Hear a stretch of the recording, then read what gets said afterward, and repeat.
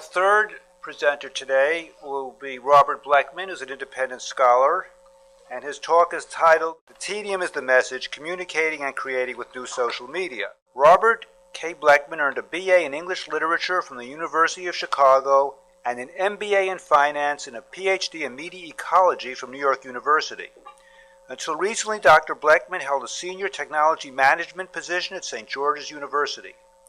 He has worked at a variety of iconic institutions, including Columbia University Medical Center, PricewaterhouseCoopers LLP, HarperCollins Publishers, Olympia and York Real Estate Management, and CBS News. Dr. Blechman continues to tweet at RKB's Twistery, discusses his media ecology musings and speculations at his blog, A Model Media Ecologist, and is hard at work on a follow-up novel to Twitter-composed Executive Severance. I give you Robert Blechman. As Martin told you, I am Robert Blechman, and I am a Twitter novelist. For those of you who are interested in following some of my work, I originally published my novel in the Twitter account called RKB's Twitstery.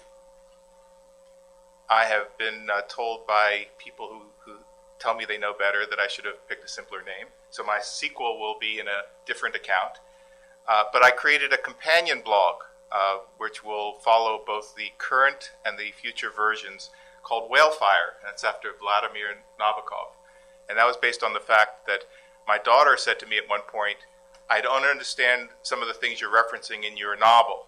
Because I refer to James Joyce, I refer to Herman Melville, I talk about media ecology, I refer general semantics. Why don't you create a blog where you explain what you're doing? And I said, well, I can do better than that. I can do like Vladimir Nabokov did in Palefire. I'll create a blog where I just go off on a tangent and say whatever I feel like saying. So that's the purpose of that. And my other blog is The Model Media Ecologist. And I published some papers on other topics at the site you see there, The Savage Mind on Madison Avenue and The Heart of the Matter. Of course, the title, "The Tedium is the Message," is a play on Marshall McLuhan's famous phrase, "The medium is the message." My talk is about social media in general and about Twitter in particular. I will talk about the rise of internet-based social media in the context of the history of communications advances, some of which Tom has already set up for me. Thank you, Tom. And the possible impact of social media on public and private discourse. I will end with a discussion of my own efforts to use social media for creative endeavors. If you came today wondering whether it is possible to write an entire novel in Twitter, spoiler alert, the answer will be yes. Is Twitter making us dumber? That's a good question. As Neil Postman might put it, is it increasing our crazy talk, stupid talk proclivity? According to Bill Keller, editor of the New York Times, in a Twitter discussion, opinions and our tolerance for others' opinions are stunted. Whether or not Twitter makes you stupid, it certainly makes some smart people sound stupid. And Nicholas Carr has noted that there's a growing body of scientific evidence that suggests that the net, with its constant distractions and interruptions, is turning us into scattered and superficial thinkers. But this is not a new approach to new media. Every new medium of communication is initially met with fear and trepidation by someone.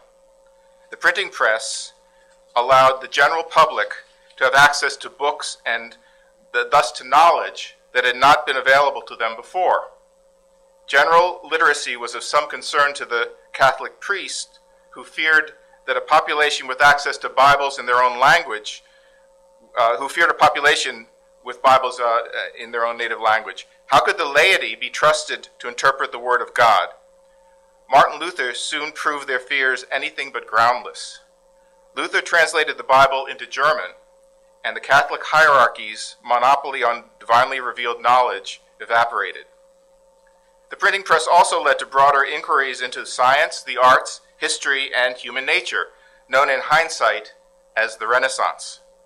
This first technology of mass production provided a model for industrialization, the factory system of manufacture, as well as the economic system of capitalism. In addition, a literate populace was the foundation for democracy. Print-based literacy led to standardization of spelling, rules of punctuation, and mandates about proper grammar, things about books we take for granted today. For example, it wasn't until 75 years after the invention of the printing press that someone thought to number the pages of the book.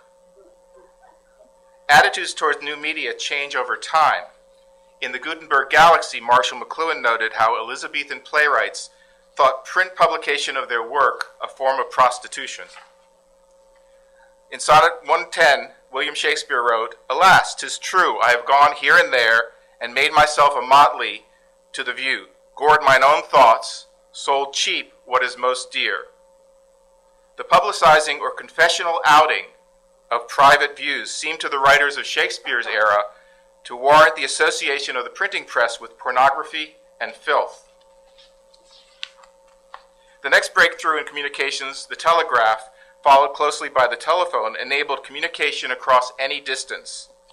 According to McLuhan, it was not until the advent of the telegraph that messages could travel faster than the messenger. Henry David Thoreau warned that the telegraph might be no more than the conduit for news that Princess Adelaide has the whooping cough. According to historian Tom Standage, there was an internet during the Victorian era, based on the telegraph. The telegraph was a new communications technology that allowed people to communicate almost instantly across great distances, that revolutionized business practice, gave rise to new forms of crime, and inundated users with a deluge of information. Romances blossomed over the wires. Secret codes were devised by some users. The benefits of the telegraphic network were relentlessly hyped by its advocates and dismissed by its skeptics. Government and regulators tried and failed to control the new medium. Attitudes towards everything from news gathering to diplomacy had to be completely rethought. Meanwhile, out on the wires, a technological subculture with its own customs and vocabulary was establishing itself. Sound familiar? When Marconi built a wireless system capable of transmitting signals at long distances, radio was born. Radio was initially an operator-to-operator form of communication used by amateurs. Early TV was just radio with pictures. Both mass media matured into significant conduits for entertainment, news, and commerce.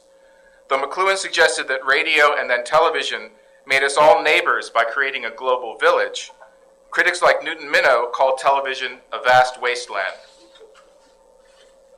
And media ecologist Neil Postman complained that TV trivialized discourse to the point where we were amusing ourselves to death.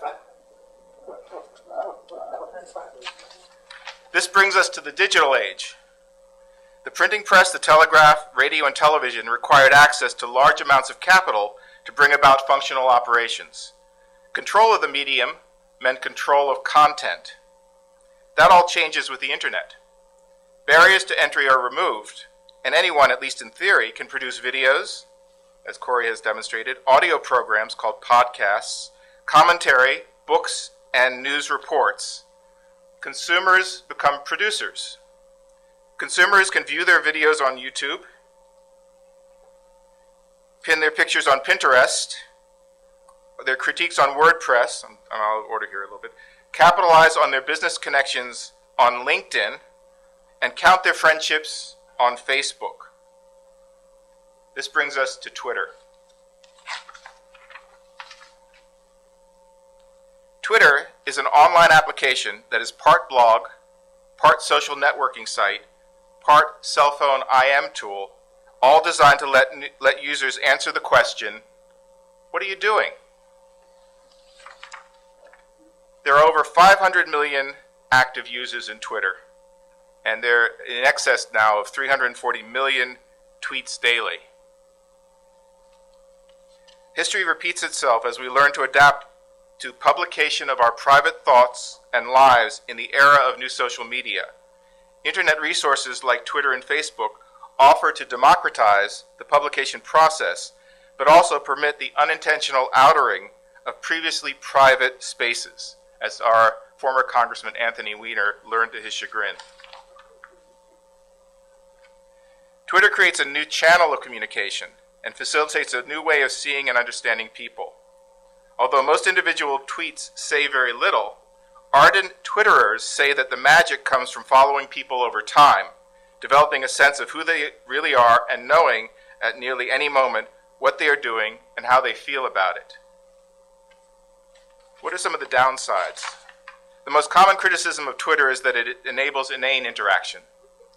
As an asynchronous broadcast service, there is no guarantee that any individual tweet will be read. So how do you maintain continuity? And that was one of my concerns. While McLuhan didn't have anything to say about posting in Twitter, he was gone before it started, media scholar Paul Levinson has noted that McLuhan's penchant for aphorisms like "the medium is the message" or "we all live in a global village" would have made him a natural tweeter. McLuhan came closest to Twitter with his observation about navigating through the digital technology. What could be more practical for a man caught between the Scylla of a literary culture and the Charybdis of a post-literate technology than to make himself a raft of ad copy? MIT media theorist Sherry Turkle believes that friendships based on screen interactions have limitations. They are weak rather than strong connections. So she distinguishes weak connections and strong connections in terms of friendships. We become accustomed to new ways of being alone while we're together. Texting and email and posting let us present the self we want to be, not the self we actually are. And in the final analysis, email, Twitter, and Facebook, in her opinion, do not substitute for face-to-face conversation. Twitter has been criticized for demeaning discourse, perverting grammar, and degrading spelling and punctuation. But is something else possible? The New Yorker magazine has given legitimacy to the notion of Twitter literature. Starting on May 24, 2012, Jennifer Egan tweeted her short story Black Box at the rate of 1 tweet per minute for an hour each night until she completed her Twitter short story. This was then published again in the New Yorker magazine itself and on its website. Novelist Eleanor Lipman has been tweeting an election-related poem once a day for the past 16 months. The first 200 tweets have already been collected in a book. Here's yesterday's entry. Women voters, can you name a right-wing stance that helps a dame? Friends of Mitch on equal pay, and sometimes rape is A-okay. To challenge the negative responses to Twitter, I conceived a literary experiment. Was it possible to maintain a narrative structure and attract a reading public in Twitter 140 characters at a time? Starting on May 6, 2009, I posted a new Executive Severance tweet twice a day, every day at 9 a.m. and 9 p.m.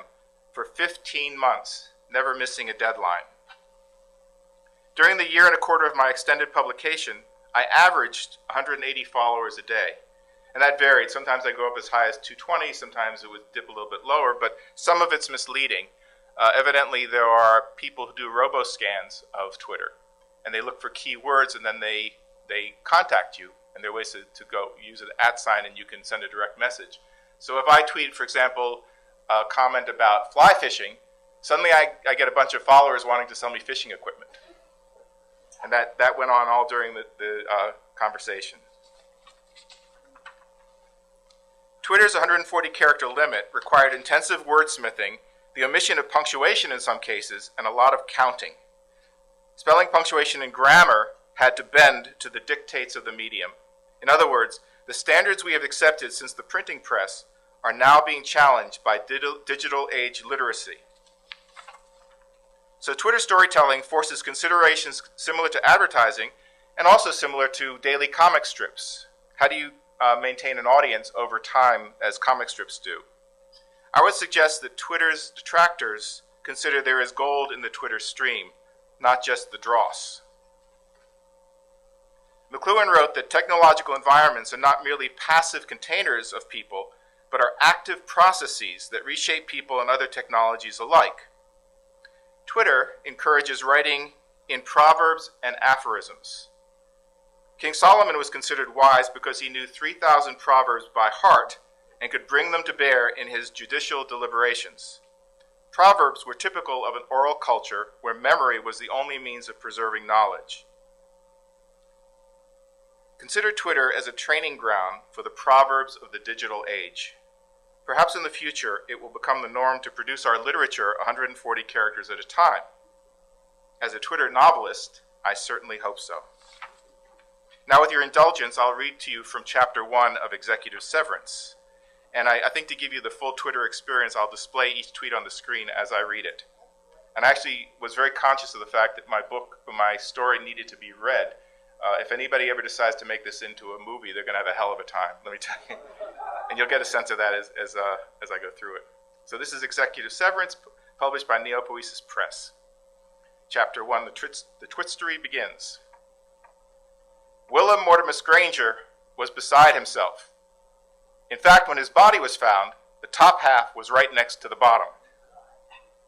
Granger's body was split in two. Well, we can rule out suicide, said the coroner. I rule out nothing, I replied. Self-bisection was not at the top of my list of likely solutions. I hate ceding any ground when it comes to crime deduction. Maybe this was self-inflicted. Then how do you explain the other 3.5 victims just like this I have at the morgue? So Granger wasn't the only one cut down in his prime. You said 3.5 victims. You have half a body? No, Siamese twins. Willem Mortimer Granger and 3.5 others, as per the coroner, were dead, their bodies sliced in half. I stared at Granger's lower torso. Marshall McLuhan famously claimed that the wheel was an extension of our feet. Now I got it. Granger had owned a perfume concern, a blue coal mine, and 2 pickle factories. His company was called Lavender Blue Dilly Dilly. Hit hard by the economic downturn, LBDD failed the smell test, couldn't sink to new depths, and finally, everything didn't go sour. A cloning pioneer, Granger had replaced every part of his body. Calling his lab Body Parts Are Us, he was literally a self-made man. If the economic downturn had hit Granger's cloning lab, Body Parts Are Us, like it did at LBDD, he could have lost an arm and a leg.